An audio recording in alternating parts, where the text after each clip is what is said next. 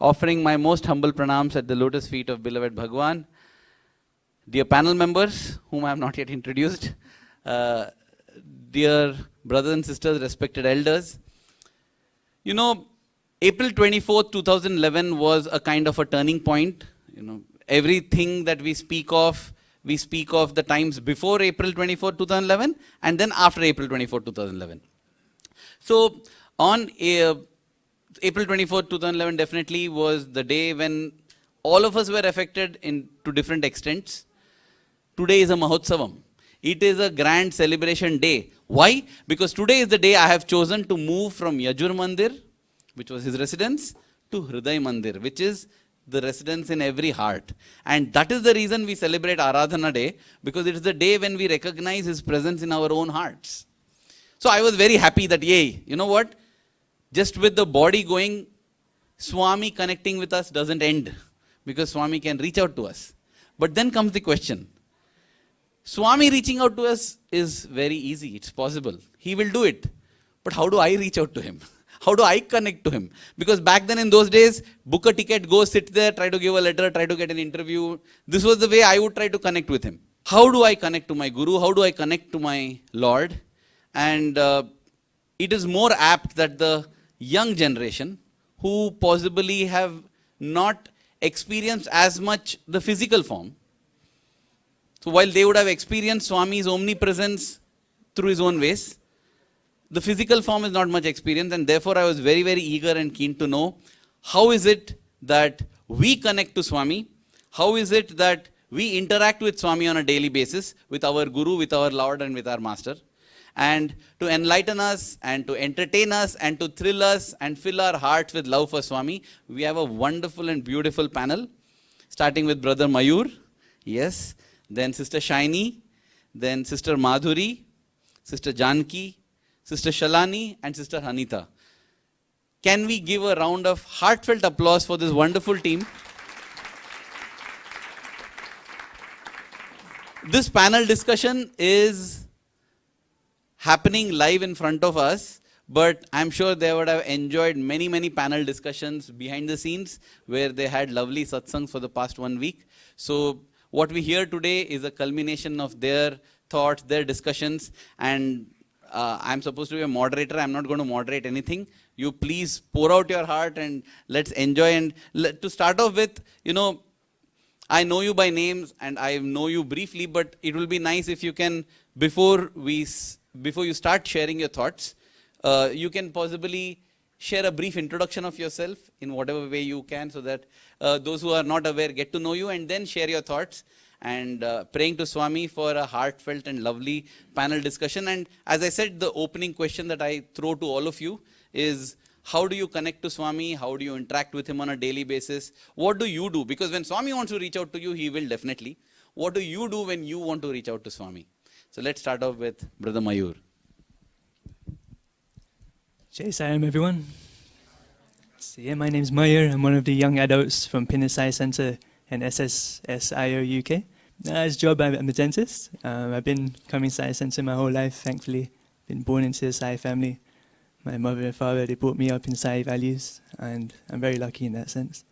Today we're going to be talking about connecting with God, and hopefully get some practical tips about how we can do that on a daily basis. Keep remembering him throughout the day. Because life, it keeps distracting us. Our mind jumps from one thing to another all the time. So it's very easy to forget to connect with him. So some easy tips hopefully we'll go through today, what we can do on a daily basis to always remember him. So for me, I'll start off, I'll say using pictures is a very easy thing to do. Brother was Baba's photographer. We're very lucky he's blessed us with many photos that we can use. I learned this idea from my grandma in New Zealand. She, right next to her bed on her wall, she has God's picture right there. So every day when she wakes up, she sees God first thing in the morning. She can say, thank you, God, for getting me through the night. When she goes to sleep at night, she says, thank you for the day. Thank you for guiding me throughout the day. And that's just a really nice way to start the day. Whatever you start the day with stays in your mind for the whole day. So that's one little tip. At the beginning of the day, you can do that. Rest of the day, we're normally at work. We spend so much time at work. A lot of source of our stress and problems is at work sometimes. So keeping a little picture there of Baba, we can talk to him throughout the day. Baba, I tried my best, it's still not working, please, you sort out the rest now. And he'll take care of it for you. I've done this many times where I take out teeth almost every day. Sometimes very easy, 5 minutes the tooth comes out. Sometimes I can take almost an hour. I can't get the tooth out, put all my force in, still doesn't come out. It's those times I remember God. And it's like I've got an extra hand almost helping me, you know? It just comes out straight away. Really, we should be better than that. We should think of him during the good times as well, not just when we have problems. Sant Kabir, I think he said, everyone remembers God in the bad times. No one remembers God in the good times. But if you remember him in the good times, then you'll never have any bad times. You know? So we should also remember him in good times. But it's never a bad time to remember God. If you remember him at the bad times, that's fine. So yeah, using pictures helps. The next thing I do is I try to find metaphors in life. No matter what your job is, whatever your career is, for me, I see all these teeth every day. Hundreds and hundreds of teeth. I clean all these people's teeth. And I think of them as little lingams in people's mouth. I wash it, I bathe it with water, Om Namah Shivaya, Om Namah Shivaya, Om Namah Shivaya, all the way around. You can find similar things in your life. Something mundane you can turn into something very transformative in life. Again, at work, people come in pain, they've got these rotten teeth. I take, you can pray to God. Guru means the removal of ignorance, removal of darkness. This is a pain, it's caused by rotten teeth, but in real life, we cause pain from our bad characteristics. You can say to Baba, please remove the characteristics from me. You know, same kind of thing. If you like gardening, you take out the weeds, you cultivate the good plants. Take out the bad and cultivate the good characteristics in you. So try to find these little metaphors in life. Try to make the mundane things spiritual and important to you.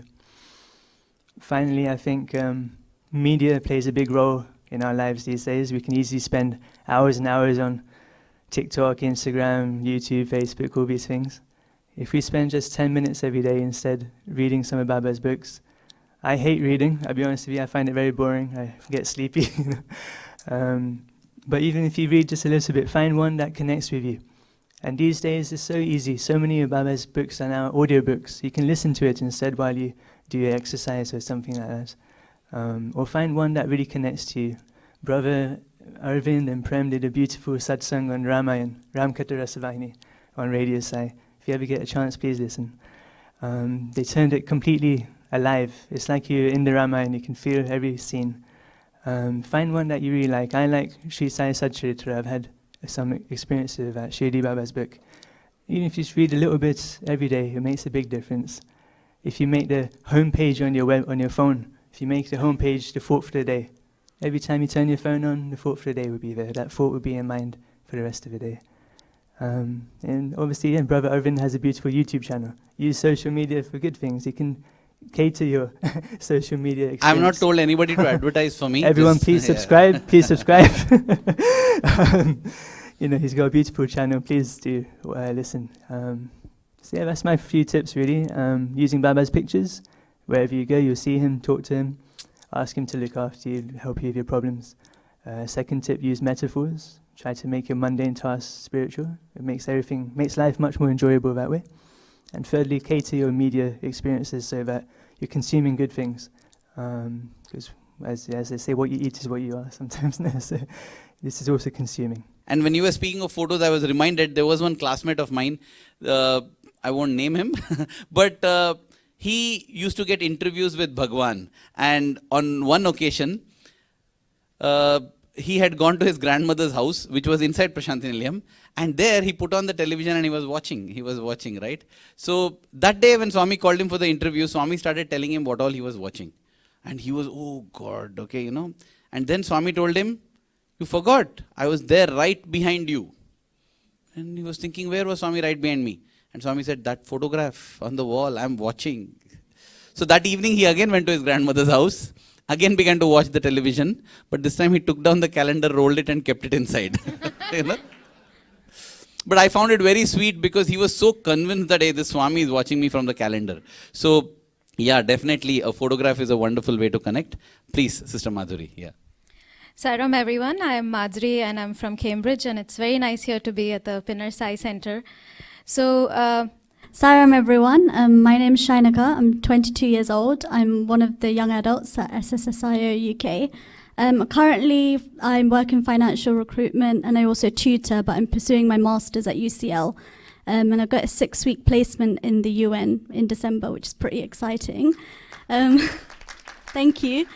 And one thing that I do to connect with God is through physical health. I love going to the gym, so I know Baba says that your body is a temple. So maintaining it physically, but also mentally and spiritually. But in terms of physical health, taking care of yourself, not just for aesthetic purposes, but also for health, which is really important. Nowadays, instead of putting junk in your body and putting crisps, burgers, I try to eat more healthier because, you know, you are what you eat. I'm not a pizza, but I'm just saying you are what you eat. And another thing that's really important, especially in our generation, is the company you keep. Especially during university and things, and there's things like peer pressure, especially amongst young adults. So I think it's really important in your daily life to connect with God is keeping good company. And that good company can obviously help you making good decisions and leading a better life as well. And leading on from what Mayur said in terms of, pictures and things like that. So personally, when I pray, sometimes I don't specifically say certain prayers. I do say the Gayatri Mantra, but also just having a conversation with God. Like praying doesn't have to be a certain way. It's different for everyone. So like Brother Mayo said, he uses pictures. For me, praying is just like a conversation with God. I find it easier to connect in that way. Even though as a young age, I was brought up by my parents to like say specific prayers and, stand in front of the altar, but it doesn't always have to be like that. Sometimes even during the day, when you're driving to work, when you're on the train, when you're at the gym, just having a conversation with God is genuinely the easiest way to connect. You don't need to sit down in front of Sai Baba. But for me, also pictures do help to maintain that focus. But the main way I connect with God is literally just by having a conversation. A conversation is defined as two people speaking, right? So you can speak, I understand. So how does Swami speak? I'm very curious to know. In your conversation, is it two-sided or is it one-sided here? So I think me and sister has something to say. I just think that he's listening. He's listening to me and I'm just pouring my heart out. It doesn't necessarily mean I need a response, or even in my daily life, like, if I'm having a bad day at work and I'm just praying to God and something good happens, that's his way of showing, look, things are going to be okay. So it can also just be things like signs during the day, but it doesn't necessarily you don't hear a voice. Personally, I don't, but it's just the fact that Sai is listening, and that's what I seek comfort in. And I know you wanted to add something. Please, Sister Madhuri, yeah. Sai Ram everyone, I am Madhuri and I'm from Cambridge, and it's very nice here to be at the Pinner Sai Center. So first of all, I'll start off with how I connect to Swami, and that'll kind of segue into how I feel Swami connects with me. So I think growing up, bhajan has been a big part of my life. My parents used to drag me to bhajans 4 times a week. My father had to bribe me with like a packet of crisps so that, I will come to bhajan. So the first speed I used to eat slowly, second speed a lot more. And probably that's why today I like third speed bhajans more. So bhajans has always been a way of me connecting to him. And as a kid, I never understood the meaning of bhajan, of what I was singing, but I used to make up my own meaning in my mind, and that was one way to connect with him. But as I grew a little elder, or a little older, I think thinking of the memories of Swami that I had as a kid, whether I was a Balvikas child and got to perform in front of him, or just having like his darshan and thinking of the days that I had this darshan, and just the power of visualization is so strong that when you think Swami is near you, you can actually feel that he is with you. And then coming to a next step, I always felt, we have a lot of conundrums throughout the day. Sometimes even with Swami's teachings, like sometimes he says, avoid bad company. Sometimes he says, but everyone is God. See God in everyone. So sometimes we suffer from the dichotomy, which is right and wrong. And throughout my adult life, the way I have been able to have a conversation with him is through the power of letter writing. So as a small child, I think someone was going to Parthi and my mom was literally dictating the letter to me because I didn't know what to talk to Swami. But I think that also kind of set the foundation for me to have a very casual connection with Swami. So if I'm cooking at home and in my head I'm cracking a joke, I'll be like, Swami, I hope you're laughing. That was an awesome joke, but there was no one around other than you to actually enjoy the joke.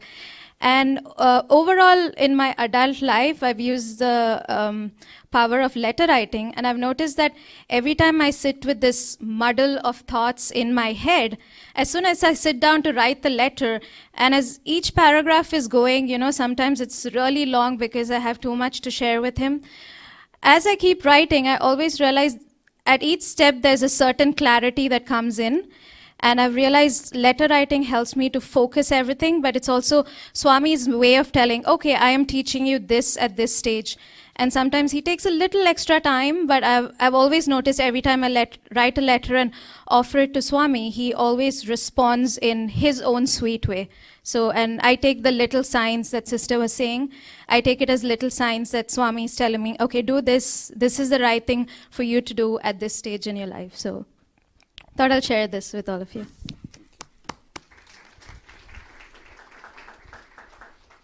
Saram, everyone. My name is Janki. I'm a solicitor working in London, and I've been part of Pinner Sai Centre since I was a toddler, so a lot of you recognize me. So the way I connect with Swami, there are two main things that I wanted to share. One is, as is probably the case for many of you, I spend a lot of my day commuting. So I use that time to connect. I've tried various things. I've tried meditating on the tube. Doesn't work so well. But more recently, I've been listening to podcasts. Now, it wasn't until actually I had this one of our pre-discussions with our brothers and sisters that I realized there was a Sai podcast. So I haven't been listening to Sai podcasts, but I listen to other podcasts where people from different walks of life are interviewed. So these could be people from different religious backgrounds, you know, a Christian nun, or it could be people who've suffered particular hardships in their life and they've overcome them. And those I find very interesting and very inspiring. And what I've learned from those is actually universal truths are universal truths. So the things that they share in terms of what has helped them in their life has really rung true and has really resonated with me, because it's very similar to Swami's teachings that I've grown up with. So things like you know, good company, self-confidence, dedication, commitment, things like that are all of the things that everybody advocates. And so even though these people may not know of Swami from completely different backgrounds, I've actually been able to draw similarities between what they say and Swami's teachings, and that's definitely brought me closer to him. The second thing I do, and this is an ongoing thing, is I'm on a constant search for three things. One is grace, the other is gratitude, and the other one is peace.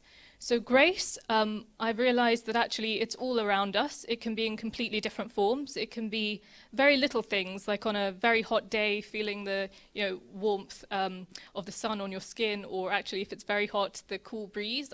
For me, I kind of see that as grace. It could be big things, you know, if you see somebody doing something very compassionate either for you or someone else, I also see that as grace. Secondly, gratitude. So it can be gratitude for those things that you see, all of those graceful moments, but also when you're dealing with a particular challenge. I found that, you know, if you're going into work, think, how am I going to get through this day? I just take a few minutes to thank Swami for, 3-5 things that I'm grateful for. And that really helps to kind of refocus my mind, and it gives me the strength to get through the day, really. And then peace. I think we all live incredibly busy lives. Peace can be hard to come by, but I try every day to find a few minutes of peace. That can be, the meditation on the tube, which, as I've said, doesn't work so well, or it can be just closing your eyes for a few minutes in the middle of the day, in the morning, or in the evening before you go to sleep, just to kind of take stock, be grateful, and come into yourself again. And I find that the more peace I'm able to bring into my life, those moments of focus, the more likely I am to be able to pick up on those moments of gratitude and grace throughout the day. So those were the two things that I wanted to share. Beautiful. Thank you. Saram everyone, I'm Shalini. Born and bred in Malaysia. I grew up in Sydney half of my life as well, and I moved to the UK 7 years ago. Very blessed to be born into a Sai family, and so like Brother Arvind said, like we are the free devotees of Swami's who never questioned about Swami's existence at all to date. How I connect with Swami is two ways. So when I was 12 years old, I used to be a very average student. So in that year, we had a very important exam, which will actually determine whether I go to the next stage in my schooling life. So I didn't want to study, didn't want to prepare for the exams. I was just throwing tantrums, not because I was naughty, it's just that studies was not like a big thing for me at that point of time. So my mom got really frustrated. She didn't know what to do with me. So she just brought me to the altar at home, and she gave me this japamala, and she told me about Gayatri Mantra and the importance of it. And the one promise I did to Swami was, I'm going to do this Gayatri chanting 27 times every day, only for my mom and for you. So rest, you're going to take care of it. And till today, I still do it. I go for very important meetings. I still chant my Gayatri, and I just feel like it has always calmed my mind down. And I'm like ever ready to take on anything that comes my way. So, and I also like bring Swami wherever I go, like he's like walking beside me. I talk to him.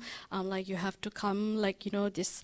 So I'm an auditor by profession. So we do have very, you know, clients who are quite nasty as well. So not everybody is nice. So I'm like, I'll tell Swami, like, you know what, this client, you have to deal with this client today. So come with me, you know, talk through me to them. And so much so, you know, when I come out from those meetings, I just feel calm, you know, we get positive results. So that's how I've been connecting with Swami in terms of work and prayers. Another thing that I do is every day, no matter how late or how early I come back home, I make sure 1 hour before I go to bed, I spend it for Swami's work. So I'm also part of the International Young Adults team. So what we do is weekly we publish a lot of either quotes or Swami's videos and stuffs like that. So like Brother Mayur said, I do not like to read discourses or Swami's books. I like listening to his discourses. So this 1 hour is where I kind of do my research and research for the young adults, but it's also a time for me to learn about Swami and, you know, just dedicate my 1 hour just for him, no matter how busy or how tired I am. So that's how I kind of connect to Swami. No, that commitment to give 1 hour, I think that's amazing, because to do it once is okay, to do it twice is okay, but to do on a daily basis, it's really wonderful. It's not easy. It might seem easy, and you get the josh. Maybe after today, everybody will, yeah, 1 hour I'm going to give for Swami, but 1 week later, that josh just dries up. So to be able to keep that josh is great. If I can give one suggestion as an elder brother, don't give up on Swami's discourse. Just read it. Because I am telling you, many times I have read and I have gone to sleep. It is something that grows on you, because we are not at a level where we are able to appreciate it. And Swami, I don't know, fortunately or unfortunately, doesn't look to entertain. He is giving you the truth, because he is very serious about our evolution. So unlike all of other speakers who will put in entertainment to increase the viewability, likability value of it, Swami just gives the truth. So what I used to find it is every night I would listen, not even read, listen also, because apart from getting the message, you're even hearing the divine voice. So I used to think, Swami, I have seen, you know, on one occasion, Russian devotees would be sitting in Kulwant Hall and Swami will be speaking. Those people don't understand English, they don't understand Telugu, and yet in rapt attention. So one day I caught a Russian and I asked, what do you do during a discourse, man? Like, you don't understand Telugu, you don't even understand English. No, Swami, sound, vibration, Swami, vibration. Bless, he's not even able to communicate to me, but what I could understand is he's telling Swami's sound is vibration. It's like Om. Om, I don't know the meaning, but Om is a vibration. Swami's voice is a vibration. And on that is when I felt that this is something phenomenal. So even though I put the earphones and I'm dozing off, I just feel the vibrations are going in and they make some amazing change. I have noticed it. So please, I think we should, though it sometimes feels boring or sometimes it feels above the head, I don't understand, just keep doing it. And like how we learned cycling, right? We keep falling and suddenly one day we have balance. And once we get that balance, lifelong that balance is there. Same thing happens with Swami's teachings. We just read and it feels like something. Suddenly one day that enlightening moment happens. So I would just like to add that you include maybe in that 1 hour, 15 minutes of Swami's discourse. Just take 15 minutes, read it or hear it. I think that will be wonderful. Thank you so much. Saram everyone, over there and over there. It's always the worst to go last, but here I am. My name's Hanita. I'm 35 years old, so I've been part of the Young Adults for a while now. I have been so fortunate to have been on pilgrimages, on several training programs offered by the organization, the International Veda Training Program, the SSEHV teacher training. I've gained so much from this organization, and I was a student, SSE student here at Pinner Sai Center. I have all my elders to thank for really who I am today. I honestly think I can't function without the 5 human values. They just imbibe everything that I do. I can't think without what I've learned here. So that's my relationship to Sai. So what I practice at the moment to connect with Swami is 2 things mainly. So meditation, and I do 3 types of meditation, and the other is kirtan and nam smaran. So with meditation, the first one I do is Jyoti meditation as prescribed by Swami. That moment where you visualize a lotus flower in your heart opening, I can just feel that, and it just transforms me. It transforms my day. All that nonsense and chatter that I've had in the morning up until getting to work, it all disappears when I do that meditation. The second meditation I do is mantra meditation. So I'm not quite there with doing it every day, but twice a week I do that.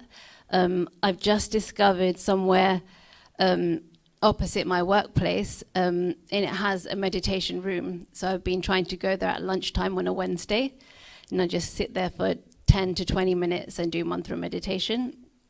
And then the third meditation I do is the Phyllis Crystal method. It's, I don't know if anybody knows, but it's the maple meditation. That's the one I connect to most. And you visualize ribbons and holding a ribbon in your hand, and you receive healing energy, unconditional love energy, and then you send it out to the world. That's really just transformed my being. I've been able to, sometimes you can put forth a question to Swami, and sometimes he'll answer it straight away, sometimes he'll answer it when it's the time to receive that answer. But those are the 3 types of meditation I do. And then, so I also have a lot of Sai friends over time, and we sometimes, instead of going to the club, we'll go to Kirtan. So there's a place in London called Kirtan London. Sometimes we have Kirtan in the park, and then sometimes it's in this wellness place called Omnom. So, sometimes that's my ideal New Year's, doing Kirtan. Wow. And then I suppose the other thing, Nam Smaran, 2 things. So when I get up in the morning, I do have rosary beads next to my bedside cabinet, and that's the first thing I will do.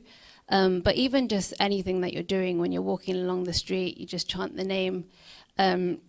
Something, I don't know if I should share this, but even when I'm getting my eyebrows done, I'm just like, Om Sai Ram, Om Sai Ram, Om Sai Ram.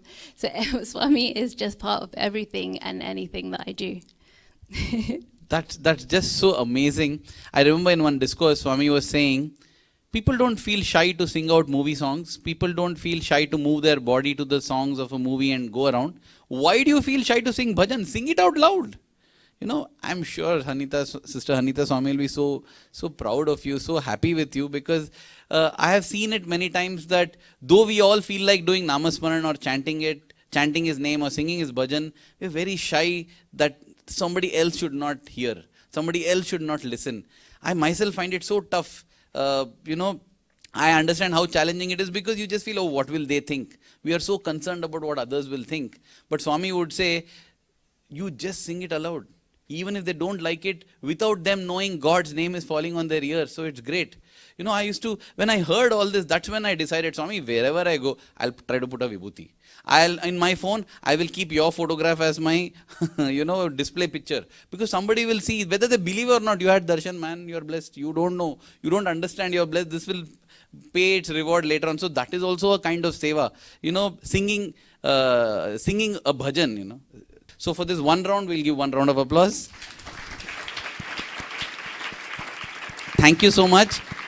But what I feel is what you shared is more like, if I ask what do you do in terms of for health, you say that I do exercise, I do good diet. You're all talking of long term, how you connect to Swami. But what if there's an emergency? Like, you'll tell that I do exercise, I eat good food. This is the way I keep health. But suddenly if I'm hit by a truck, I rush to the ICU. So what is your it's not that everyone has to answer. Do you have any experience or something where you need Swami to answer right now? What do you do and how he has responded, if there's anything any of you would like to share? Some of you may know, when I was 11, I was in hospital for like 2 months. They suspected it was something called Kawasaki disease. Turns out it was Stephen Johnson's. So I had all these Imperial College students like looking at me and trying to figure out what it was. At one point, my parents thought I wasn't going to live, because they did say, like, it doesn't look like she's going to get better. I missed a lot of school. I was 11, so I remember asking my dad, I looked at him and I was like, am I going to die? And he started to like just shed in tears. It's easier to talk about now, but back then it wasn't. And I had an SSC teacher at the time, and he visited Prashanthi and he got me some samadhi flowers. And when you're 11, you're just like, oh, flowers. Like, I didn't really know the significance. And then he explained it to me, like, these have been in front of God. They have healing powers, and you need to, have faith and believe. God's not going to let you down if you have faith. You're going to be healthy and you're going to be strong. And I'm sitting there on the bed like, what are you saying? Like, I feel like I do not feel healthy at all. But I laminated those flowers, so my dad did it for me, brought it to the hospital, and I used to keep it under my pillow. And I wrote a little note on it. It was something like, Sai Ram, please get me better, or something like that. Laminated it, put it under my pillow. I can see my mom smiling, I think she remembers. And every day, like, when my parents would come, we'd just pray. And like, at that age, I genuinely thought, like, God is with me, God is with me, God is under my pillow. He's going to get me better. Within about 3-4 weeks, when they finally told me, they found out that it was Stephen Johnson syndrome. I had a penicillin allergy. They figured out what it was. That was good news, because for like a month or 2 months, we didn't even know what it was. And then, I started to get better, was on medication, eating better, because I didn't eat properly for like a month. It was all liquidated foods. I personally believe that is the power of God, because at that point, as soon as I got those petals and I started to pray myself, and I actually had faith, I got better. And I remember even during that time, a lot of people from the Sai family were visiting me in hospital, and just the energy, and I was so happy to see them. I'm like, oh, like, they'd come with like sweets and things like that, and I was just like, oh my gosh. And just the love with the Sai family and the faith in God and praying, I genuinely feel at that point, I know you give the analogy of getting hit by a truck, but I got hit by a very big illness. So I think it's quite a similar situation. And in that situation, I just believe that you have to have faith. Because, life's not going to be easy, whether it's health or finances or anything in life. So it's not going to be easy. I think it's just about maintaining faith. Because at that point, I know a lot of people will be like, see, look, God isn't even real. There's suffering in the world. But that's not what you should think. You should think, you know what, this is just a test. And that's what helped me, and especially at that young age. And I'm kind of grateful, because I'm very grateful actually, because my grandpa as well always used to say to me, like, you're going to be fine. What? He didn't even cry. And I was like, well, not in front of me anyway. He was like, you're going to be fine. Don't worry about it. And I'm just like, but I feel so ill. And he was just like, look, God is with you. Nothing is going to happen. And at that point, I didn't believe him. But looking back at it now, like nearly 12 years later, I genuinely believe that if you have faith and like you're going through a bad time, whether it's sudden or not, like God has got you as long as your faith is genuine and you genuinely do pray and believe in Sai. So yeah, thank you.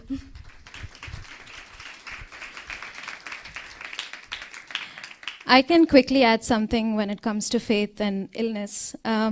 So this happened a couple of years back, and I mean, in Balvikas we had learned like Vibhuti is very strong. It has the potency to cure any ailment. Sometimes when, in my undergrad days when I used to cook for my friends, I was always worried how it would taste. So I would put a pinch of Vibhuti and hope that it tastes good. But this particular incident happened, I would say around 8 or 9 years back. My grandfather, maternal grandfather, who I was very close to, he developed some kind of infection, and the doctors couldn't find out what it is. And after 3 days of trying, they were like, yeah, he has developed sepsis. So now is the time when you just call all your relatives, be as fast as possible. And by then he was already unconscious and on the ventilator. And it was just me and my mother.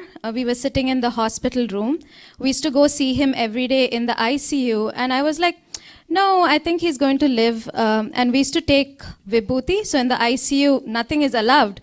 But I used to sneak in Vibhuti and just apply it on his hands and forehead, because he was a kind of person, he always had Vibhuti all over him. He was a very religious man. So it kind of felt very odd not seeing him have Vibhuti, especially when he was lying down. So I used to sneak it into the ICU and apply on him. And one of the days, and my mom was very scared to come into the ICU, so she used to send me. But the day the doctors came and told this, she wanted to see him. So I said, okay, come with me, you apply the Vibhuti. And she asked me just this question that, oh, will they allow Vibhuti? What will they say? And I was like, no, if we have faith in it, we should just go for it. And I've been sneaking it all these days and no one has told me anything. But she was also feeling very flustered because of the whole, the height of emergency of the situation. So I said, okay, before you go and see Grandpa, why don't you sit calmly? And we had the Tapovanam book. I said, just read 2-3 pages, calm yourself down, and then go see him.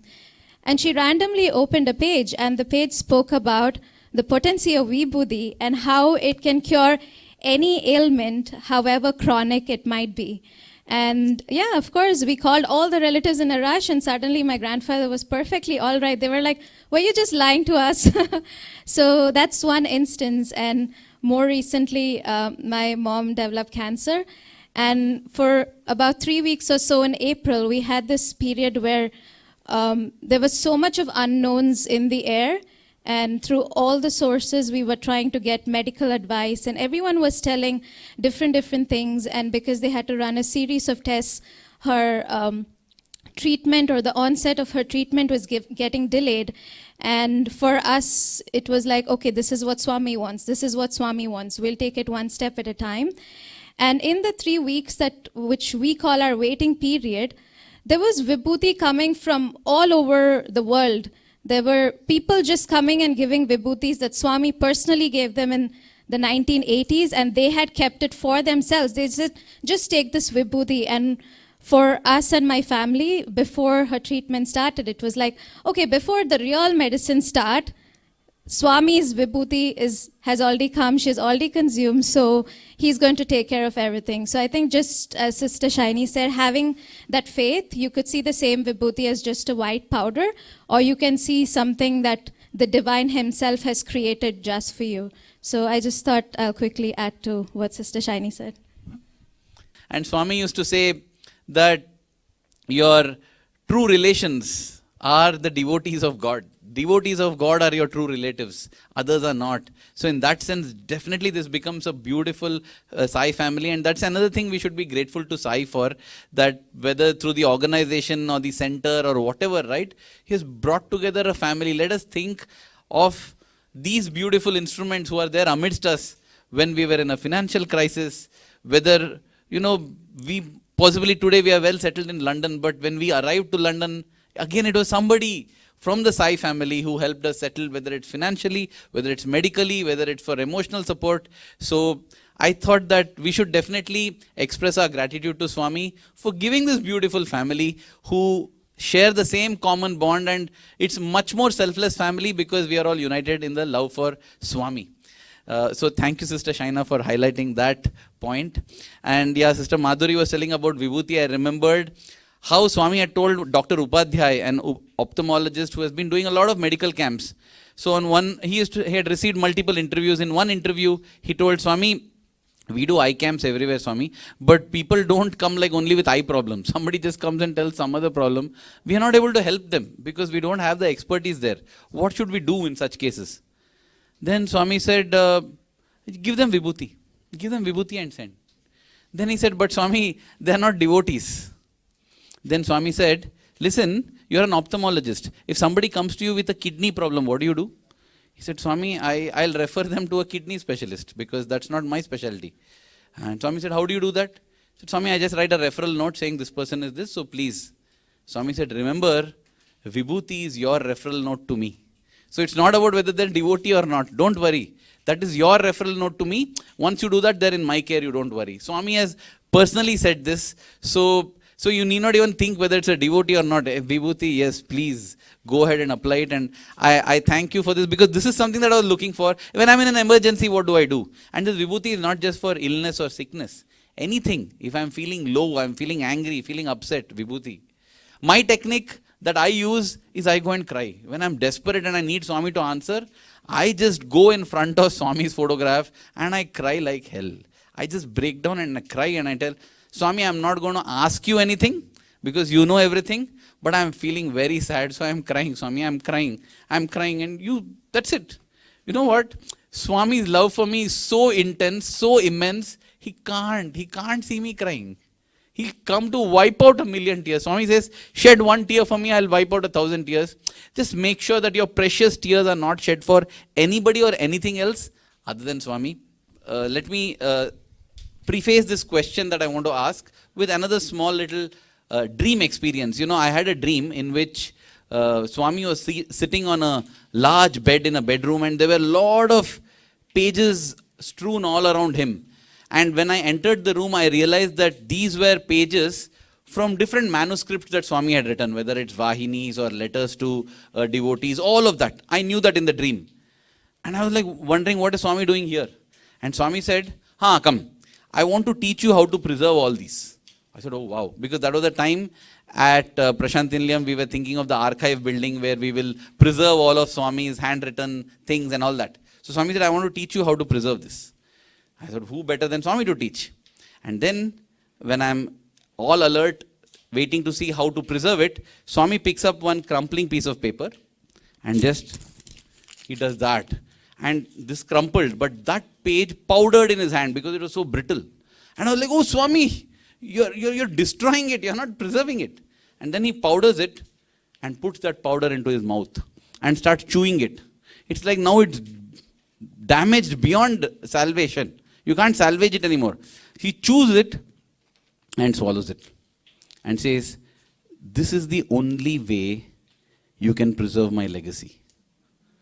And when I woke up, the message couldn't have been clearer. You can't preserve or you can't keep my legacy by preserving papers and, things like that, material things. You have to chew upon my teachings, swallow it and digest it, and assimilate it. It should become part of you. Then only you will be able to preserve my legacy. So my next question would be this. How do you assimilate? How do you imbibe Swami's teachings into daily life? What does it practically mean when Swami metaphorically crushes a piece of paper and says, do this? So how would you do that? That would be my question to all of you. I think Swami always says, or even like anyone who has had interviews with Swami, they always say Swami speaks Swami speaks very softly and lovingly. So that is something that I try and do it no matter where I go, whether at home or at work, because even at home, so my parents never raised their voice, or fighting is nothing, like it never happened in our family. So it's always, if you want to say something, say it nicely and softly, so that it kind of you get the message. So that is something that I have been following, and through Swami's messages, I've been like following that. So on my day-to-day life. So yeah, speaking softly and lovingly is something that I have taken it as part of my as part of Swami's teaching in my life. I just wanted to add something. I think we were discussing this in our pre-discussion, sealing on desires. I don't know about some people, but sometimes I have a clothes shopping addiction, or I like ordering a lot of things online, especially nowadays you can just do it on your phone. And for me, it was just cutting down on those possessions. It's just materialistic goods. And that was for me a big thing, because I know during SSC, we always got taught, sealing on desires, only buy what you need, not what you want. Too much of anything is bad. And that's one thing that I've been trying to implement on my life, just cutting down stuff I don't need. If I go into a shop and I go for one thing, I'm trying not to come out with 10 things, even though it's quite hard. But sealing on desires, I feel like everyone can relate to that. I'm pretty sure everyone has their own thing that sometimes they buy too much of, or watch too much of, or do too much of. So yeah, one thing is sealing on desires, which is what I implement in my life. I think for me, selfless service can come in, all different forms. And I think taking part in organized service activities is really, really important. So things like the food run, bhajan singing, for old people, etc. They're all really important. But I think even if you don't have the time or don't have the opportunities to do those things, I think you can build in a attitude of selfless service and sacrifice in your daily life. So for me, I'm a solicitor, work in an office far too many hours of the day. And I try and bring that same kind of mentality to my everyday life. And one of the experiences I had as a trainee solicitor in my first 6 months, fresh out of law school, I was allocated to a supervisor who had a terrible reputation of just being horrendous to work with. She would make apparently grown men cry. And so there I was as a 22-year-old kind of, shaking in my boots. And throughout those 6 months, I had a fair few experiences like Brother Arvind of crying in front of Swami's picture. But I decided that the way I was going to get through that is whatever she did or however she behaved, I was going to do the best that I could in the job that I was doing. And I would I would try and be as nice as I could to her. So if she would tell me off for typing too loudly, I would ignore that, stop typing, and try and kind of counteract that with being nice to her. So I remember there was one occasion where we were both eating our lunch at our desk. I finished my lunch, and I was going to go to the bin to put my rubbish away. And I said to her, do you want me to take your rubbish as well? And she looked at me and was incredibly surprised that someone was even asking her that question. I just took that same attitude throughout the 6 months, just do the best that I could, exceed her expectations, and then, leave that department and never look back. Actually, we ended up having quite a good relationship at the end of those 6 months. She was very supportive of me, but that's the only way I got through it, with Swami's strength and trying to do the best that I could. So, yeah, I think you can...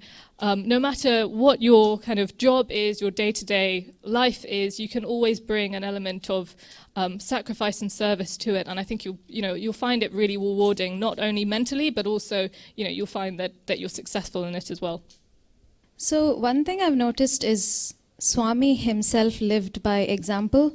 Just by looking at his actions, there were many instances when I used to read books of Swami, which were more the story kind of books rather than discourses, like Loving God or Satyam Shivam Sundaram, which is his story itself. And through very tiny instances that I read in the books or on YouTube, is those are things that have brought up more change in how I inculcate Swami's teachings, more than someone being very dogmatic about it to me. And one of the stories that I heard from someone was when Swami used to enter the interview room, he used to switch on the light and the fan switch at the same time. And people there were kind of curious, why is that happening? It's just like 3 seconds, you switch on one and the other, which is what we all usually do. And Swami said, when I switch on the light first and then the fan 3 seconds later, the light is simply running for 3 seconds, and that's a waste. If I do it the reverse, then the fan, switch on the fan first and then the light, then the fan is being wasted. And that got me thinking, Swami, who's in fact the creator of everything, he can create energy. If he himself is so particular about 3 seconds of energy being wasted, then that's when I started analyzing my own sustainability initiatives and how I am bringing it into my life. So it started off with very small things like how can I reduce plastic, how can I use reusable water bottles or reusable coffee cups. So I think just looking at Swami, he teaches me how to act many a times. And the other thing, as a kid, when growing up, when I used to go for darshans, which was once a year during my summer break, I used to notice that Swami had so much on his plate. Like if you just see him as a human, he had so much on his plate. And still, when he spoke to people, he would be so kind. Even like sometimes when I have too much on my things to do list, I get very flustered and, I usually take it out on someone. But just looking at him and how even if he gave someone 30 seconds, he made sure that that person went away feeling very special for the 30 seconds of time he gave them. So that's something I try to bring in my own work life, where if anyone needs help, but I'm already having too much of help, trying to be very kind with them. Sorry, I can't help you right now, but I could help you later. Just trying to bring that awareness that, a kind word can go a very long way. So that's two of the things that I try to inculcate. Yeah. Similar to what Janki Ben said, about her boss still being kind to her. An easy way to do that is to try to see Baba in everyone. Some people, they don't remind us of Baba. We think of something complete opposite. But if we keep thinking of Baba in everyone, then every time we meet someone, we'll meet them with a smile, we'll treat them with love. And I think that's the easy way to go about this as well. And just to add to what Brother Mayur said, so we've always heard like see Swami in people, see Swami in this person, that person. But honestly, it is very hard. We have to accept that. It's very hard to see Swami in someone. So once we were just all the YAs having a discussion with our YA advisor, like, how do we see Swami in everyone? So he said, okay, let's start with simple steps. So if you can't see Swami, like if I can't see Swami in Sister Shalini because she's troubling me a lot, I try to imagine Swami standing next to her. And although I don't think she's Swami, but just having the awareness that Swami is standing right next to her will probably change the way that I look at her. Maybe not with so much of hatred, but with a little more love. Maybe we can conclude with each of you quickly giving a few points as your takeaways from this panel discussion, or your concluding thoughts on this theme of connecting to Swami. With that, we will offer this to Swami. So thank you all for listening to us and giving us this time. Sorry we're not as qualified as Bhai to be speaking with you, but I hope you enjoyed it. Just some takeaway points. So all the great sadhanas that we've tried to talk about, meditation, seeing God in everyone, seeing metaphors in life, keeping Baba's picture close to us. I think if we could take away even one thing from today, try to implement it or change our life, definitely. Thank you. Yeah, I think for me it will be trying to build in a little bit more discipline. So some of the practices that some of my sisters here in Mayo have shared, trying to kind of build that in a more regular way, perhaps at the same time every morning, will definitely help me. So thank you for sharing those. Thanks for listening, everyone. One thing I took away was I personally haven't been to the centre for a while, and I know sometimes my dad says, Are you still praying? Are you still doing this? Are you still doing that? I personally believe what I've taken away is in your daily life, you can always connect with Swami. Whether you're here, whether you're around people that believe in Swami, you can still connect yourself. And I really like the fact that Hanita was speaking about yoga, different types of meditation. That's one thing I might implement in my daily life as well. So that's one thing I took away, and thank you for listening.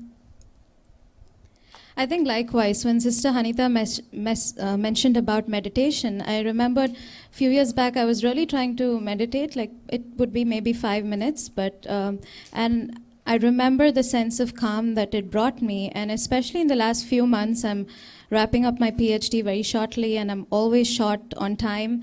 I've always, been trying to multitask, like when I'm doing something, trying to pray. But I think when I used to meditate, I realized the power of silence, like even though I was not practicing a very guided meditation, but just sitting in silence, and they say it is only in silence that the voice of God is heard. I think that's something I would like to take away from today's panel, just even if it's for 5 to 10 minutes a day, put aside my to-do list and just sit silently, so it's just me and Swami. I think mine will be listening more to Swami's discourses from now on, rather than just doing a research and just listening to it halfway through. Probably spend some more time listening to Swami's discourses. So that's my takeaway. It's been so nice to make new friends and to be part of this panel. And I feel like life has gone for me from 0 to 100 with your visit, Rimbai. It's like this moment for me is very important. I just feel like there's so much to take away from everyone. Youth can inspire youth. So if there are youth in the audience, I hope there's something here that you've heard that will, inspire you to take action. I know I've heard a lot that I'm just like kind of overwhelmed actually. So thank you for coming over, and and thank you everyone for being part of the panel, and thank you for listening. In conclusion,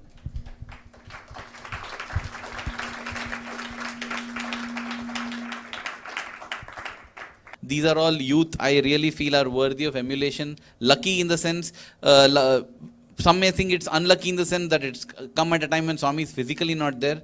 But Swami is beyond time. What is important is our time in life. We have been able to come to Swami at our time in life when we can make the best investment. This is a time when we choose where to invest our time, energy, resources. And at this time we have got the opportunity. So grateful to you, Swami, and thank you all of you for sharing such beautiful thoughts.